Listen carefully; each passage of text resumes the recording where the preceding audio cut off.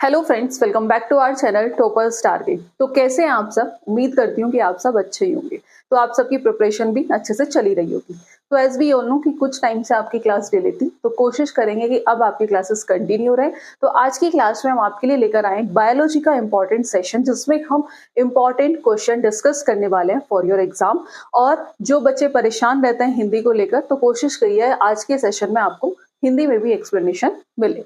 तो स्टार्ट करते हैं आज की क्लास को बिना टाइम वेस्ट किए हुए।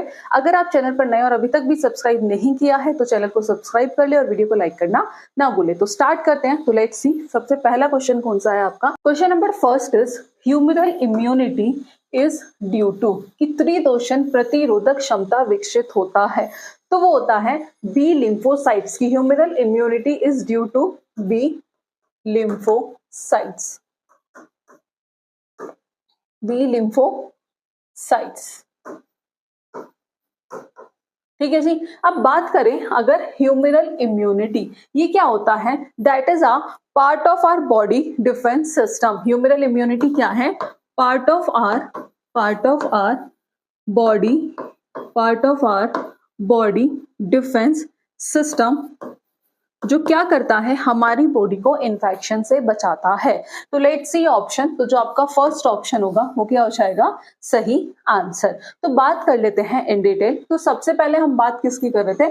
हम कर रहे थे ह्यूमरल इम्यूनिटी। जैसा कि आपको बताया कि ह्यूमरल इम्यूनिटी क्या होता है, ये part of our body defence system. कि ह्यूमरल इम्यूनिटी आपके शरीर की रक्षा का प्रणाली का क्या होता है? एक हिस्सा होता है, जो इन्फेक्शन से क्या करता है? प्रोटेक्ट करता है। तो सबसे पहले बात करेंगे एंटीबॉडीज की। एंटीबॉडीज भी क्या होते हैं? एंटीबॉडीज एक तरह की क्या होती हैं? स्पेशल प्रोटीन होती है। क्या है? Special protein. एंटीबॉडीज भी क्या है? स्पेशल प्रोटीन होती हैं, जो हमारे शरीर में क्या होते हैं? बनते हैं।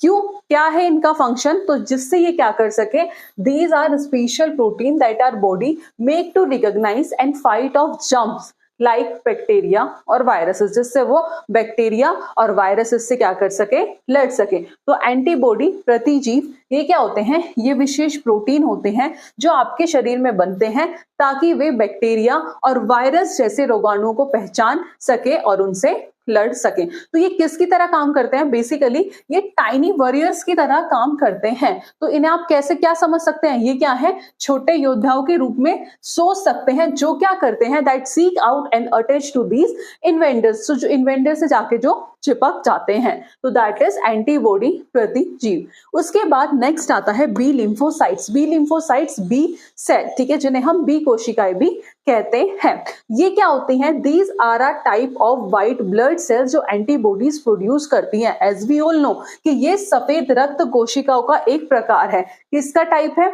ये टाइप है व्हाइट ब्लड सेल का। किसका है? व्हाइट ब्लड सेल का, जो क्या प्रोड्यूस करती है? जो एंटीबॉडीज प्रोड्यूस करती है। जो क्या प्रोड्यूस करती है? जो एंटीबॉडीज प्रोड्यूस करती है। Is that clear? कि ये सफेद रक्त कोशिकाओं का एक प्रकार है जो एंटीबॉडी बनाते हैं। जब ये किसी इन्वेंटर, ये क्या करते हैं? When they spot N inventor, जब भी किसी इन्वेंटर को देखते हैं तो ये किस में टर्न हो जाते हैं? ये टर्न हो जाते हैं प्लाज्मा सेल्स में, और which then release lot of antibodies. और उसके बाद ये क्या करते हैं? बहुत सारी एंटीबॉडीज रिलीज करते हैं। Is that clear? After that complement protein, जिन्हें पूरक प्रोटीन कहते हैं। तो कॉम्प्लीमेंट प्रोटीन क्या होते हैं? ये प्रोटीन एंटीबॉडी के साथ मिलकर क्या करते हैं? जर्म्स को डिस्ट्रॉय कर देते हैं। Is that clear? कि जो कॉम्प्लीमेंट प्रोटीन होते हैं, ये वो प्रोटीन होते हैं जो किसके साथ काम करते हैं? एंटीबॉडीज के साथ काम करते हैं, और जो जर्म्स को क्या कर देते हैं? डिस्ट्रॉय कर देते हैं। उसके बाद बॉडी फ्लूइड्स। तो humoral immunity happen in the fluid of our body, ठीक है जी। कि जो ह्यूमरल इम्यूनिटी आपके शरीर के तरल पदार्थों में, जैसे कहां? ब्लड एंड लिम्फ, ठीक है जी। और that why it is called humoral, जिस वजह से इसे क्या कहा जाता है? ह्यूमरल कहते हैं। जिसका किससे मतलब है? जिसका सिंपल रिलेटेड किससे होता है? बॉडी फ्लूइड से। किससे होता है? बॉडी फ्लूइड से। तो humoral immunity is like having a team of special force, ठीक है जी। ह्यूमरल इम्यूनिटी बेसिकली इसका मतलब क्या है?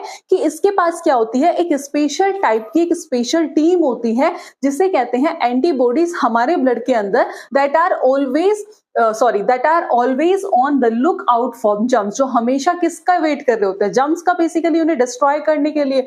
जम्स कुछ भी हो सकते हैं, बैक्टीरिया भी और वायरस भी। When they find an invader, तो जब ये इन्वेंटर को फाइंड कर लेते हैं, they team up with other protein to either directly attack. तो ये क्या करते हैं, सिंपल है, ये वॉरियर की तरह जब काम करते हैं, तो ये क्या करते हैं, जब ये इन्वेंटर को फाइंड करते हैं तो ये टीम बना लेते हैं, किसके साथ, दूसरे प्रोटीन के साथ, टू आइदर डायरेक्टली, और उन पर अटैक करते हैं और उन्हें डिस्ट्रॉय कर देते हैं, और signal other part of the immune system to come and help. Is that clear? तो ये पूरा क्या था, इसका पूरी थी एक्सप्लेनेशन। आई होप आपको क्लियर हुआ होगा। आफ्टर दैट नेक्स्ट क्वेश्चन देखते हैं। क्वेश्चन नंबर सेकेंड है, leading cell are present in, कि जो लीडिंग सेल है, लीडिंग कोशिकाएं हैं, वो कहाँ प्रेजेंट होती हैं? वो लीवर में होती हैं, टेस्टिस में होती हैं, किडनी में होती है, या फिर ड्यूडेनम में होती है? तो जो लीडिंग सेल है वो कहाँ पाई जाती है? तो जो लीडिंग सेल है, लीडिंग सेल जो है वो कहाँ पाई जाती हैं? वो पाई जाती हैं टेस्टिस में। एज वी ऑल नो कि जो लीडिंग सेल है वो कहाँ पाई जाती हैं? वो पाई जाती हैं टेस्टिस में, जो किसका पार्ट है, मेल रिप्रोडक्टिव सिस्टम का। किसका पार्ट है? मेल रिप्रोडक्टिव सिस्टम का। आप सबने रिप्रोडक्शन चैप्टर पढ़ाई होगा, that is the part of male reproductive system. Is that clear? कि जो लीडिंग सेल है वो कहाँ प्रेजेंट होती है? प्रेजेंट कहाँ होती है? In the testis, which are part of the male reproductive system, जो किसका पार्ट है? मेल रिप्रोडक्टिव सिस्टम का। और ये कहाँ लोकेटेड होती हैं? तो they are located in the interstitial tissue between seminiferous tubule, between seminiferous tubule. और क्या प्रोड्यूस करती हैं? कौन सा हॉर्मोन्स प्रोड्यूस करती हैं? तो ये किस लिए रिस्पॉन्सिबल होती हैं? For producing testosterone. किस लिए रिस्पॉन्सिबल होती है? रिस्पॉन्सिबल फॉर प्रोड्यूसिंग, ये क्वेश्चन भी आता है, प्रोड्यूसिंग टेस्टोस्टेरोन, टेस्टोस्टेरोन। ठीक है जी। तो उसके अकॉर्डिंग फर्स्ट ऑप्शन आपका इनकरेक्ट हो गया, दूसरा ऑप्शन क्या हो जाएगा? Correct answer. Let's see. तो अभी जैसा बताया था कि जो लीडिंग कोशिका है वो कहाँ पाई जाती है? वो अंडकोश, टेस्टिस में पाई जाती है, जो किसका पार्ट है?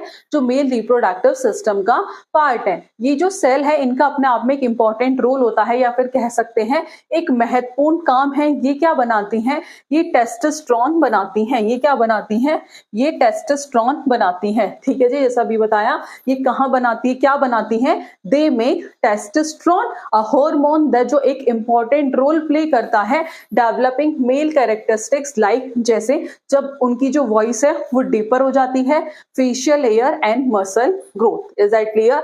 और inside the testis there are tiny tubes present होते हैं, जिन्हें हम कहते हैं seminiferous tubule, where sperm is made, जहां पर स्पर्म बनता है। और लीडिंग सेल भी कहां पाए जाते हैं? Leading cells are found in the space between these tube. ये अभी अभी मैंने आपको बताया था कि जो इनसाइड द टेस्टिस क्या होती हैं? देयर आर टाइनी ट्यूब्स होती हैं, जिन्हें हम सेमिनिफेरस ट्यूब्यूल्स कहते हैं, और जहां पर स्पर्म बनता है।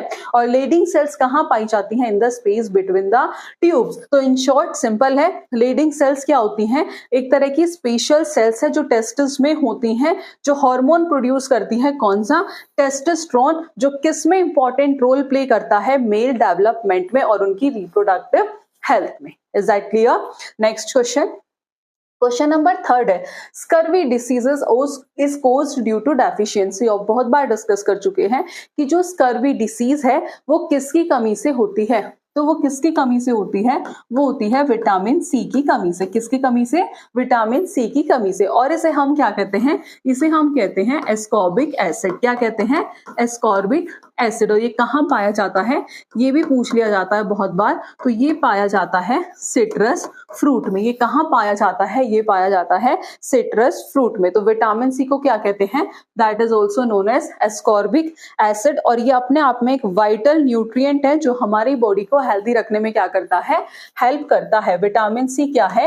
एक वाइटल न्यूट्रिएंट है, वाइटल न्यूट्रिएंट है, जो हमारी बॉडी को हेल्दी रखने में क्या करता है? हेल्प करता है। तो let's see option. Vitamin A incorrect, vitamin B incorrect, vitamin C क्या हो जाएगा? Correct answer. As we all know कि विटामिन डी की कमी से क्या होता है? रिकेट्स होता है, तो ये गलत हो गया। तो जो आपका तीसरा ऑप्शन होगा वो क्या होगा? सही आंसर। ठीक है जी। तो अब क्वेश्चन ये भी पूछ ले कि why vitamin C is important, कि विटामिन सी क्यों महत्वपूर्ण है।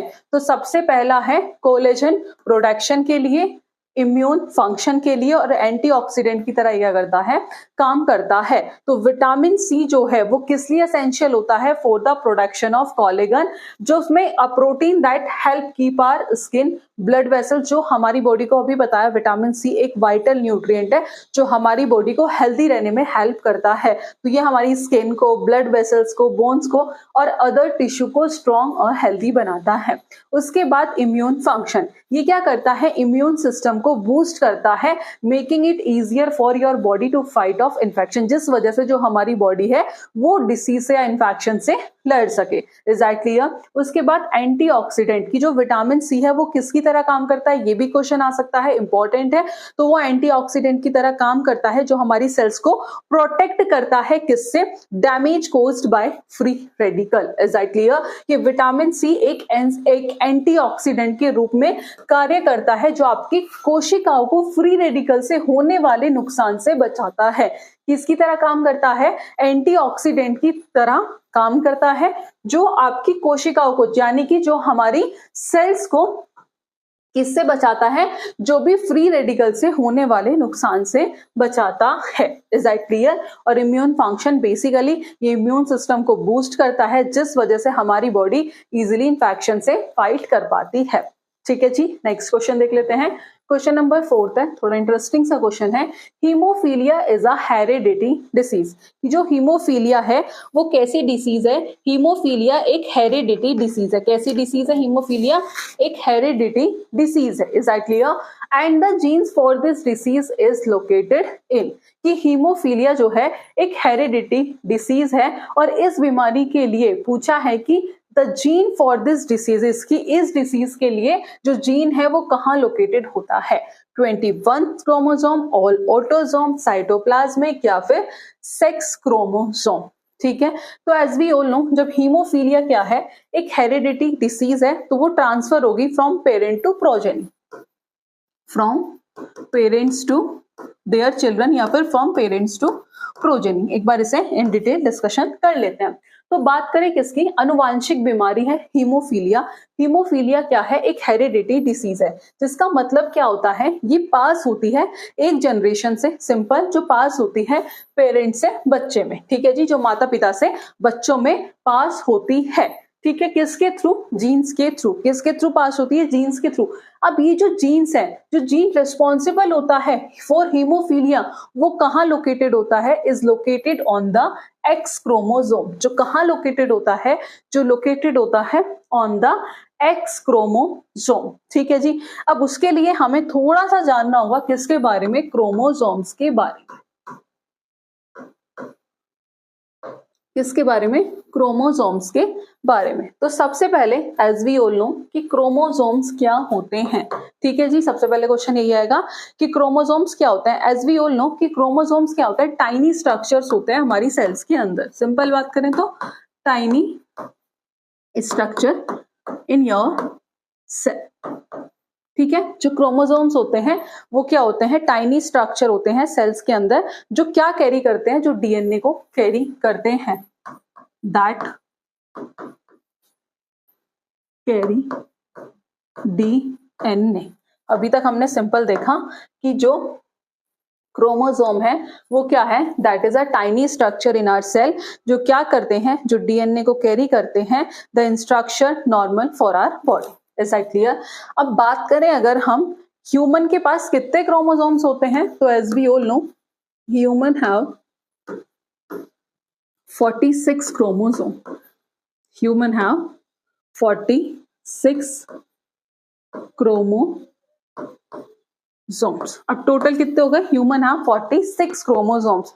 अगर पूछ ले क्वेश्चंस में तो pair, as we all know कि कितने पेयर्स होंगे, तो 46 are organise into 23 pairs, are organise into 23 pairs. I think यहां तक आपको कोई कंफ्यूजन नहीं होगा कि ह्यूमन हैव 46 क्रोमोसोम्स और 46 आर ऑर्गेनाइज इनटू 23 पेयर, और यहां से भी क्वेश्चंस आपका आता है। उसके बाद बात करें टाइप्स की, तो एक होता है आपका ऑटोसोम्स, जो फर्स्ट टाइप होता है वो होता है आपका ऑटोसोम्स और दूसरा होता है सेक्स क्रोमोसोम।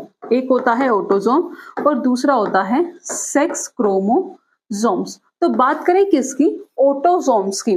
तो ऑटोसोम्स क्या होते हैं, out of 23 pair, out of 23 pair, अभी हमने बताया ह्यूमन हैव 46 क्रोमोसोम्स, कितने पेयर, 23 पेयर। तो आउट ऑफ 23 पेयर जो 22 पेयर को बोलते हैं आर कॉल्ड क्रोमोसोम्स। 22 पेयर को क्या बोलते हैं, 20 pair are called, that is known as, उसे हम क्या बोलेंगे, उसे हम बोलेंगे ऑटोसोम्स। ठीक है जी, उसे हम क्या बोलेंगे, उसे बोलेंगे ऑटोसोम्स। और ये जो क्रोमोसोम्स होते हैं ये मेल और फीमेल में क्या होते हैं, सेम होते हैं। तो ये जो क्रोमोसोम्स जो मेल और फीमेल में दिखते हैं वो सेम दिखते हैं और ये क्या करते हैं, ये कैरी करते हैं most of our genetic information. क्या कैरी करते हैं, most of our genetic information को कैरी करते हैं। ठीक है जी, अब बात करें किसकी, सेक्स क्रोमोसोम्स की। ऑटोसोम्स हमने समझ लिया। सेक्स क्रोमोसोम्स क्या होता है, बेसिकली 23rd पेयर को ही हम क्या कहते हैं, that is known as sex chromosome. की 23rd पेयर को ही क्या कहते हैं, 23rd पेयर को ही कहते हैं सेक्स क्रोमोसोम। ठीक है, जो क्या डिटरमाइन करता है, which determine you are male और फीमेल, जो क्या डिटरमाइन करता है कि क्या होगा, या तो गर्ल चाइल्ड होगा या फिर बॉय चाइल्ड होगा। तो एज वी ऑल नो कि फीमेल के पास 2 क्रोमोसोम्स होते हैं। फीमेल के पास कितने क्रोमोसोम्स है, 2 क्रोमोसोम्स है। कौन कौन से, XX। और मेल के पास भी कितने क्रोमोसोम्स होते हैं, 2, X और Y। ठीक है जी, तो क्रोमोसोम्स क्या करते हैं, क्रोमोसोम्स क्या करते हैं, क्रोमोसोम्स का फंक्शन क्या है, बेसिकली ये क्या करते हैं, जेनेटिक इंफॉर्मेशंस को ट्रांसफर करते हैं from one generation to another generation. तो बात करें सबसे पहले हेरिडिटी डिसीज की। तो हेरिडिटी डिसीज जो हीमोफीलिया है वो कैसी है, वो इनहेरिटेड है। हीमोफीलिया क्या है, दैट इज इनहेरिटेड। की हीमोफीलिया हमें कहां से मिलती है, विरासत में मिलती है। जैसा अभी बताया कि हीमोफीलिया एक हेरिडिटी डिसीज है जो पास्ड होती है from parent to their child. किसके थ्रू, जीन्स के थ्रू, जो कहां लोकेटेड होता है, ऑन एक्स क्रोमोसोम। अब एक्स क्रोमोसोम अभी हमने डिस्कस किया कि ह्यूमंस के पास क्या होते हैं, 2 सेक्स क्रोमोसोम्स होते हैं। Humans have 2 sex chromosomes, x और Y.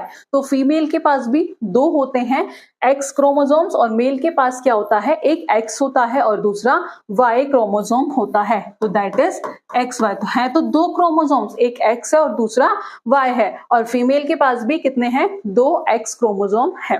Gene location, the gene that cause haemophilia is on the X chromosome. This is why जो हीमोफीलिया है वो सबसे ज्यादा मोर कॉमन किस में है, वो मेल में है। क्योंकि if male has the defective genes on his X chromosome, कि अगर क्या है, मेल के पास क्या है, if male has the defective genes on his X chromosome तो he will have haemophilia because he does not have another X chromosome to compensate. कि उसके पास दूसरा एक्स क्रोमोसोम नहीं है। वहां फीमेल के पास तो है बट मेल के पास दूसरा एक्स क्रोमोसोम नहीं है, जिस वजह से जो हीमोफीलिया है वो सबसे ज्यादा किस में पाया जाता है, किस में देखा जाता है, वो देखा जाता है मेल्स में। फीमेल के केस में female can be carrier if they have one defective genes on one of their X chromosome, तो they usually do not show symptoms। ठीक है, क्योंकि उसके पास एक सेकेंड हेल्दी X क्रोमोसोम्स भी होता है। Is I clear? सिर्फ मेल के पास तो सिर्फ एक X है और एक Y है और फीमेल के पास क्या है,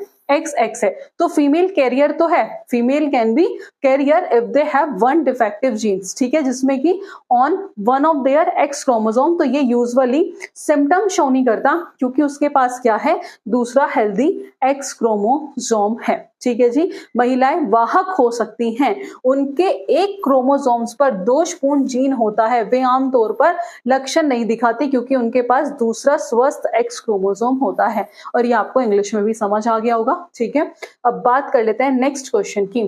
तो नेक्स्ट क्वेश्चन है, क्वेश्चन नंबर 5 है आपका, thromboplastin and thrombokinase is secreted by. तो जो थ्रोम्बोप्लास्टिन है और थ्रोम्बोकाइनेज है वो किससे सिक्रेटेड होते हैं, तो वो होते हैं किससे, वो होते हैं थ्रोम्बोसाइट से और ब्लड प्लेटलेट से। तो जो आपका बी और सी ऑप्शन होगा that is the correct answer. जो आपका बी और सी ऑप्शन होगा वो क्या होगा, सही आंसर। तो जो थ्रोम्बोप्लास्टिन है जिसे हम क्या कहते हैं, जिसे टिश्यू फैक्टर कहते हैं, जिसे क्या कहा जाता है, उत्तक कारक भी कहा जाता है। इज दैट क्लियर कि थ्रोम्बोप्लास्टिन को क्या कहते हैं, टिश्यू फैक्टर कहते हैं, जिसे उत्तक कारक भी कहा जाता है। ये क्या करता है, ये एक प्रकार का प्रोटीन है जो हमारी रक्त वाहिनी के कुछ ऊतकों की सतह पर पाया जाता है। क्या है ये, एक तरह का कि थ्रोम्बोप्लास्टिन क्या है, एक तरह का टिश्यू फैक्टर है। Is like a signal that certain cells in our blood vessels use fair there an injury. Is that clear? It is not actually secreted, instead it is already there on the surface of these vessels। ये हम already discuss कर चुके हैं कि जो thromboplastic है, जिसे उत्तक कारक भी कहा जाता है, जो एक प्रकार का प्रोटीन है जो हमारी रक्त वाहिनी में कुछ ऊतकों की सतह पर पाया जाता है।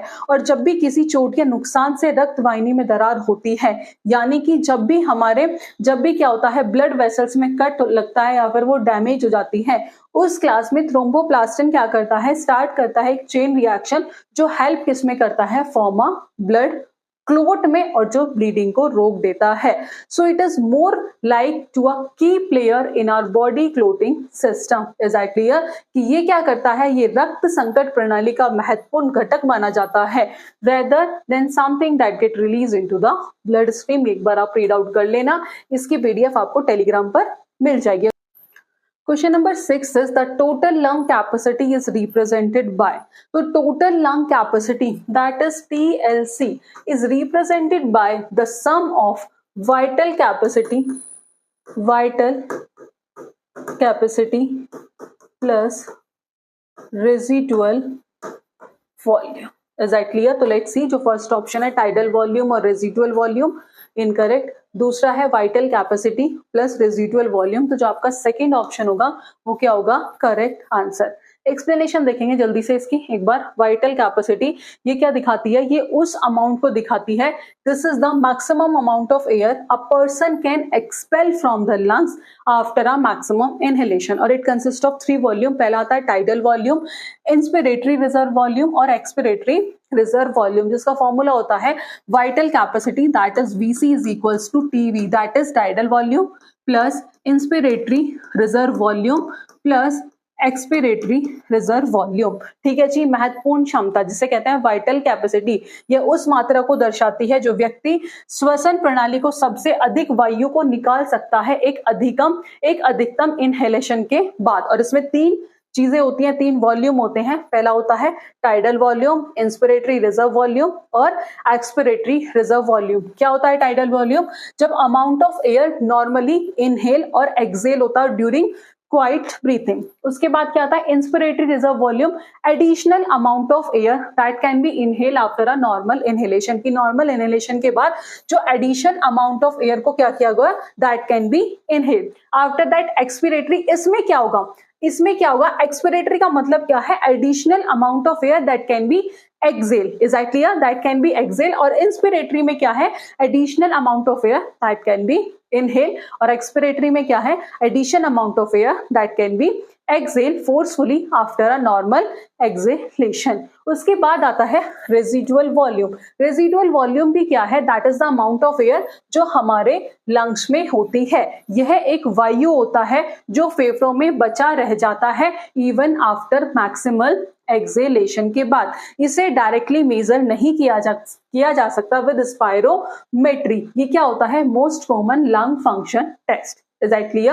And typically जिसकी रेंज होती है 1.0 and 1.5 लीटर, जिसका फॉर्मूला होता है टोटल लंग कैपेसिटी, TLC ही पूछा था, vital capacity plus residual volume. और ये हमने कंप्लीट डिस्कशन कर लिया है, या तो आपको ये भी देखने को मिल सकता है और ये तो आपने अभी क्वेश्चन देख ही लिया है। मूव करते हैं नेक्स्ट क्वेश्चन पर। क्वेश्चन नंबर 7 है, synthesis of urea in liver take place by, कि जो यूरिया का सिंथेसिस होता है लीवर के अंदर वो किसके द्वारा होता है। ठीक है जी, यकृत में यूरिया का संश्लेषण होता है। फर्स्ट है नाइट्रोजन साइकिल, दूसरा है क्रैब साइकिल, तीसरा है ग्लाइकोलाइसिस, 4 इज ऑर्निथाइन साइकिल। ठीक है जी, ऑर्निथीन चक्र द्वारा। तो जो synthesis of urea in liver take place by ornithine cycle, तो जो आपका फोर्थ ऑप्शन होगा ये क्या हो जाएगा आपका सही आंसर। ठीक है जी, कि जो यूरिया साइकिल है, ऑर्निथ साइकिल को हम क्या कहते हैं, इसे ही हम कहते हैं यूरिया साइकिल। क्या कहते हैं, यूरिया साइकिल। और यूरिया साइकिल कहाँ होती है, अकर इन लीवर। ठीक है जी, synthesis of urea in liver. तो जो ऑर्निथाइन साइकिल है, जैसे यूरिया साइकिल कहते हैं, ये कहाँ होता है, ये होता है liver mitochondria. Is that clear, कि जो urea cycle occur in the liver, mitochondria and cytoplasm, इसमें बहुत सारे एंजाइमेटिक रिएक्शंस इन्वॉल्व होती हैं। तो सिंपल है, जो फोर्थ ऑप्शन होगा ये क्या होगा सही आंसर। मूव करते हैं नेक्स्ट क्वेश्चन पर। क्वेश्चन नंबर 8 है, during the process of digestion, कि डाइजेशन के प्रोसेस के टाइम पे the raw starch present in the diet is digested, कि जो रॉ स्टार्च हमारे डाइट में प्रेजेंट होता है, ठीक है, इज डाइजेस्टेड, की पाचन क्रिया के दौरान आहार में मौजूद कच्चे स्टार्च का पाचन होता है। तो पहला ऑप्शन है बाय सेलाइवरी अमाइलेज ओनली, कि सिर्फ सेलाइवरी अमाइलेज के थ्रू होता है। ठीक है जी, पहला है किसके थ्रू, सेलाइवरी अमाइलेज द्वारा। तो ये ध्यान रखना, ड्यूरिंग डाइजेशन, ड्यूरिंग डाइजेशन, ठीक है जी, during digestion the raw starch जो प्रेजेंट होता है in the diet, during digestion the raw starch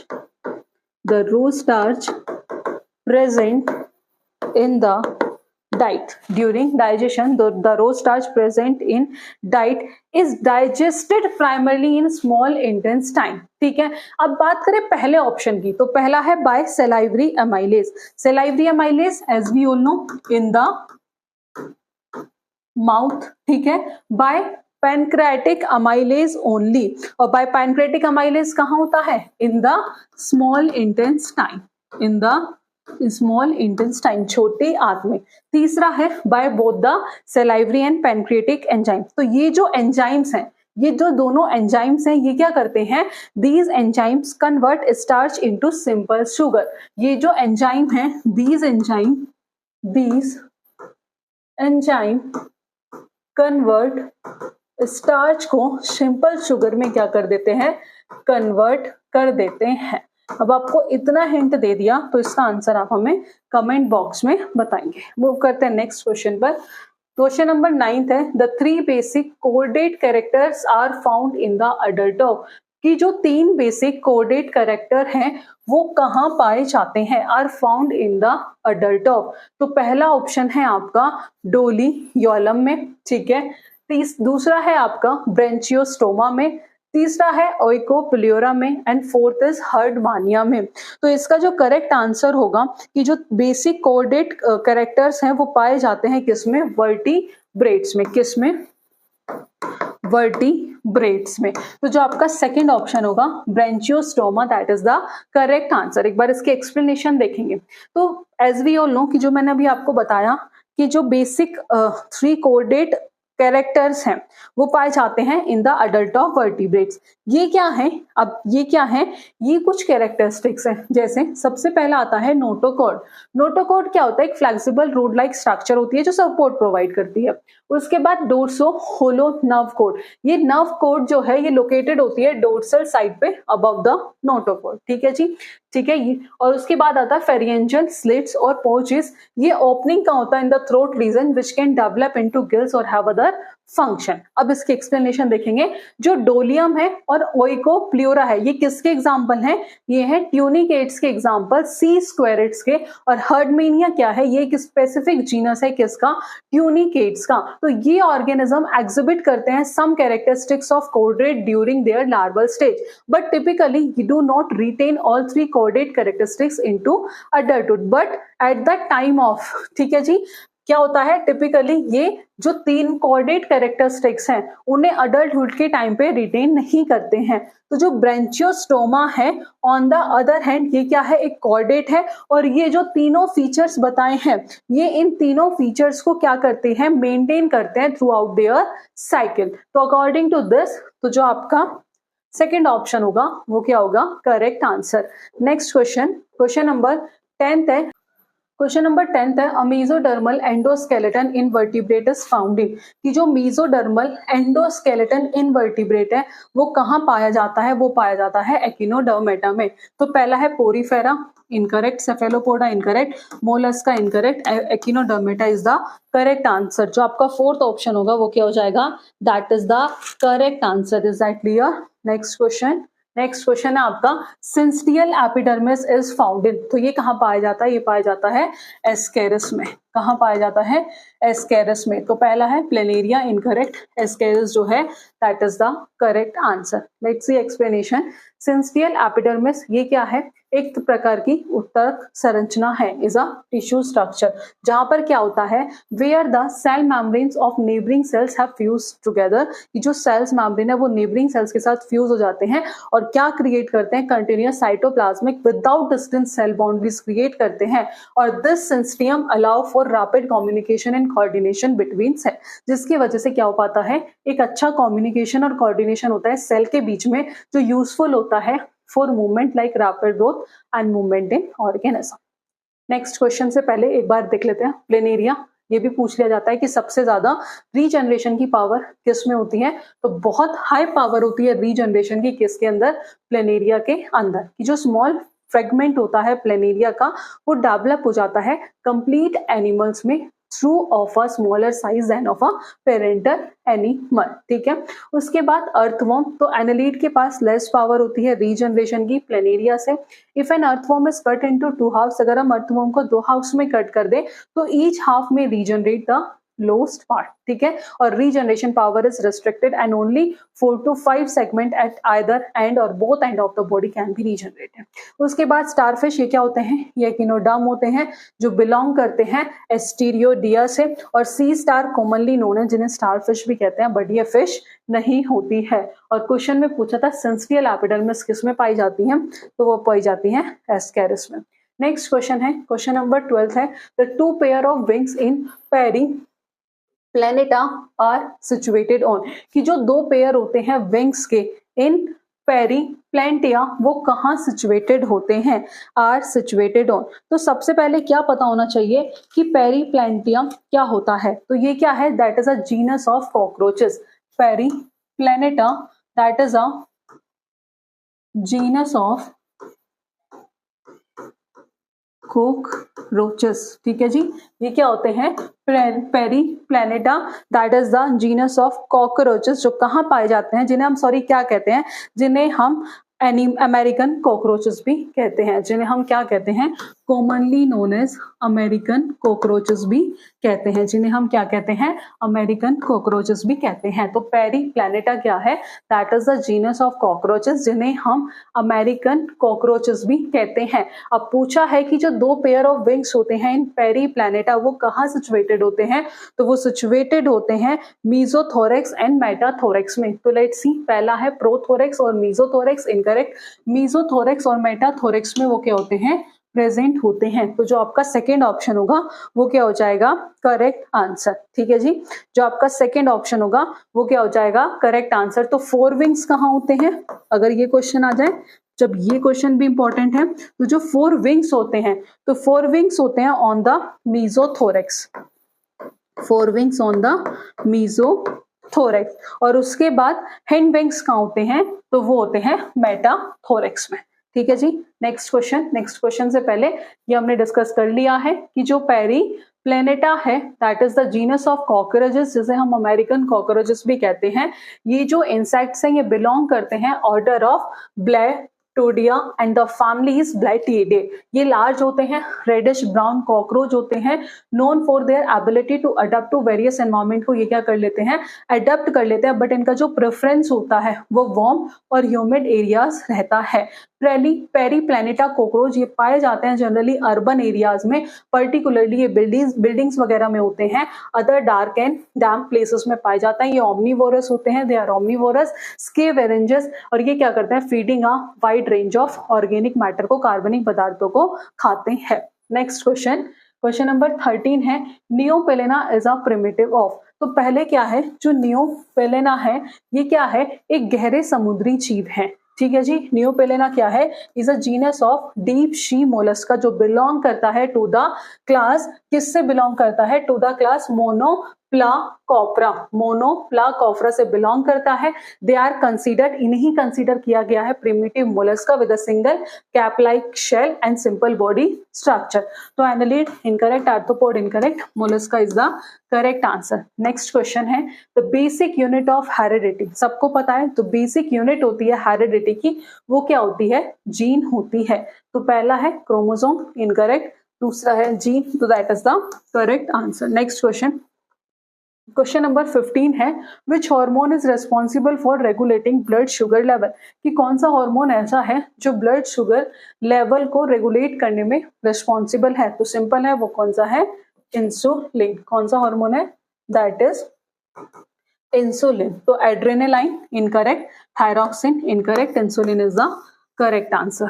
next question है क्वेश्चन नंबर 16। ये बहुत बार क्वेश्चन रिपीट हुआ है कि जो क्रैब साइकिल है वो कहाँ कंप्लीटेड होती है? तो वो होती है माइटोकॉन्ड्रियल मैट्रिक्स में। कहाँ? Mitochondrial matrix. तो लेट्स सी, पहला है nucleus, incorrect. Chloroplast incorrect, cytoplasm incorrect, mitochondria is the correct answer. Next question, question number 17 है the covering membrane of the vacuole is known as, कि जो कवरिंग मेम्ब्रेन होती है वैक्यूल की उसे हम क्या कहते हैं? तो उसे कहते हैं टोनोप्लास्ट। देखो ये डायरेक्ट क्वेश्चन है, अगर आपने एनसीईआरटी पढ़ी है तो आप डायरेक्ट आंसर कर सकते हैं। तो जो पहला ऑप्शन होगा टोनोप्लास्ट क्या होगा? That is the correct answer. ठीक है। नेक्स्ट क्वेश्चन, क्वेश्चन नंबर 18 है how many true breeding varieties, की कितनी ट्रू ब्रीडिंग वेराइटीज जो थी पी प्लांट की वो मेंडल ने सेलेक्ट की थी? तो वो कितनी की थी? 7, 4, 14। तो कितनी की थी? वो की थी 14। तो जो आपका तीसरा ऑप्शन होगा वो क्या हो जाएगा? Correct answer. की जॉर्ज मेंडल ने कितनी ट्रू ब्रीडिंग, दैट इज कितनी सेलेक्ट की थी? 14 सेलेक्ट की थी, जिसमें क्या थे? 7 डिफरेंट ट्रेड्स थे। 7 अलग अलग क्या थे? 7 डिफरेंट ट्रेड्स थे। ये आपने पढ़ा होगा इनहेरिटेंस में। और each with 2 contrasting form, each with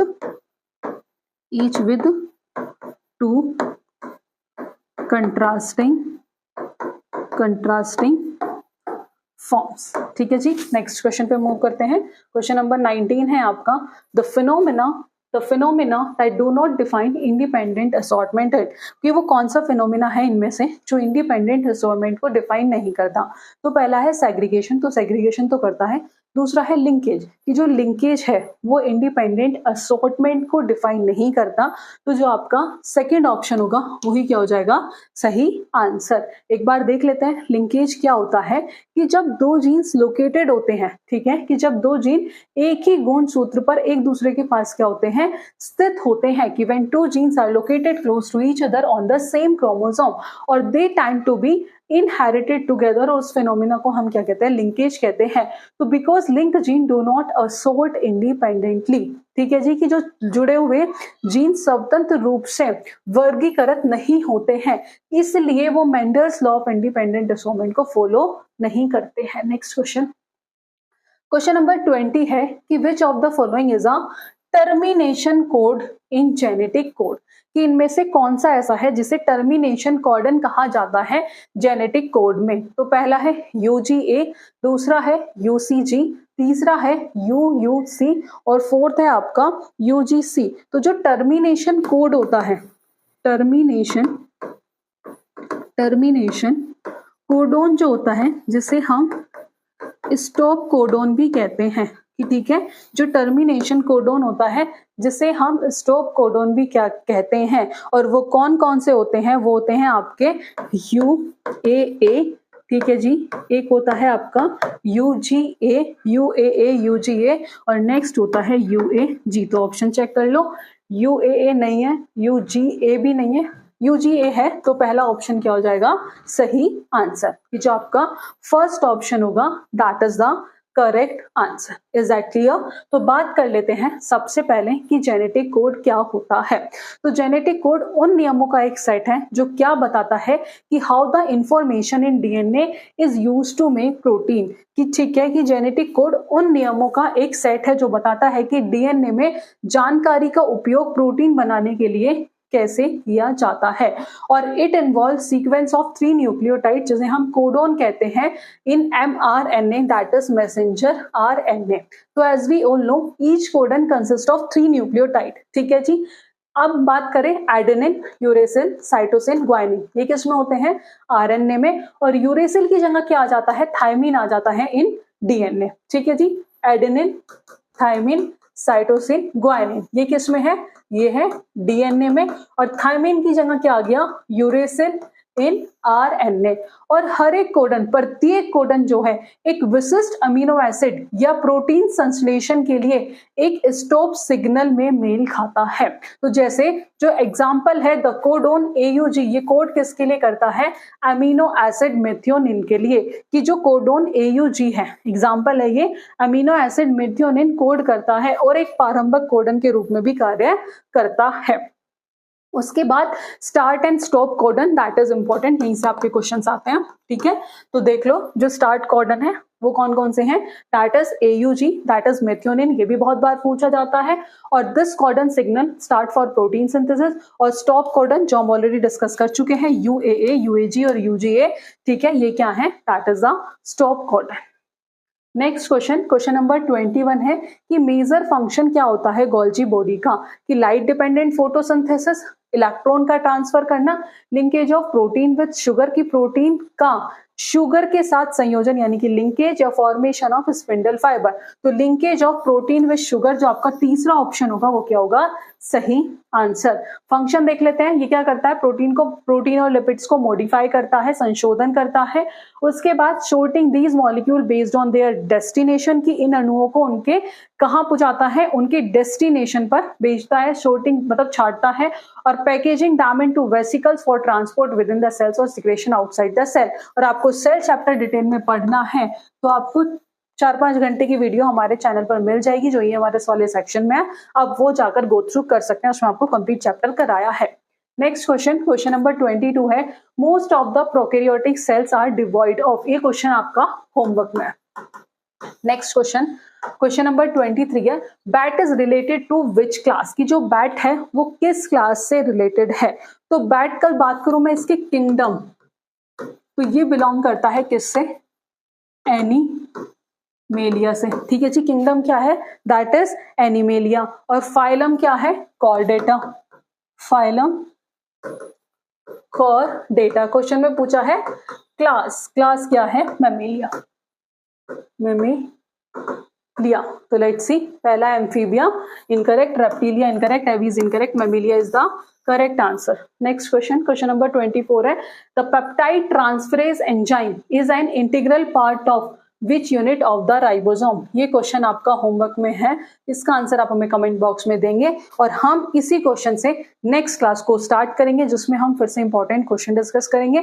और आपको एक सेशन मिलेगा जो बेसिक एसिड बेस और सॉल्ट और फिजिकल एंड केमिकल चेन से जो इंपॉर्टेंट क्वेश्चन आने के चांसेस हैं, उसमें आपको कुछ बेसिक क्वेश्चन कराए जाएंगे जो आपके एग्जाम्स में आते हैं। तो नेक्स्ट वीडियो आपकी उसकी मिलेगी। तो अगर अभी तक भी चैनल को सब्सक्राइब नहीं किया है तो चैनल को सब्सक्राइब कर ले, आपके एग्जाम से रिलेटेड आपको कंटिन्यूअस वीडियो मिलती रहेंगी। आई होप आपको आज का सेशन पसंद आया होगा। फर्दर ऐसी क्लास के लिए आप हमारे चैनल से जुड़े रहिएगा। आज की क्लास में इतना ही, मिलते हैं नेक्स्ट क्लास में नेक्स्ट क्वेश्चंस के साथ। Thank you for watching this video.